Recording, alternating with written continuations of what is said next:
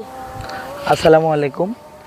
আজ 29শে ডিসেম্বর 14ই পৌষ 1432 বঙ্গাব্দ। আজ আপনারা জানেন ত্রয়োদশ জাতীয় সংসদ নির্বাচনের আজকের প্রার্থীদের মনোনয়নপত্র নেয়ার শেষ দিন।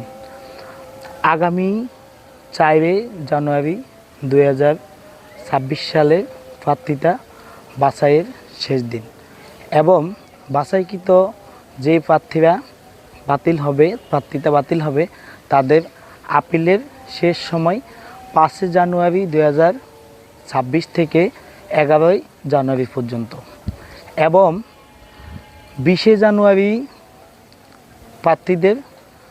প্রার্থিতা প্রত্যাহারের শেষ দিন নির্ধারণ করা হয়েছে নির্বাচন কমিশন থেকে। 21 জানুয়ারি প্রতীক বরাদ্দ করা হবে।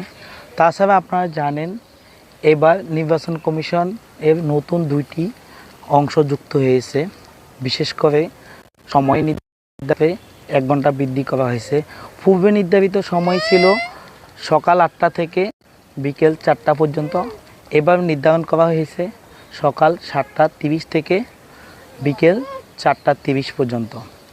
তাছাড়া আরেকটা জিনিস বৃদ্ধি করা হয়েছে যে আপনি ভোটার হিসাবে যদি আপনি কেন্দ্রে গিয়ে আপনার পছন্দের প্রতীক না দেখেন অথবা কাউকে আপনি পছন্দ না করেন, সেক্ষেত্রে আপনি না ভোট দেওয়ার অপশন রয়েছে।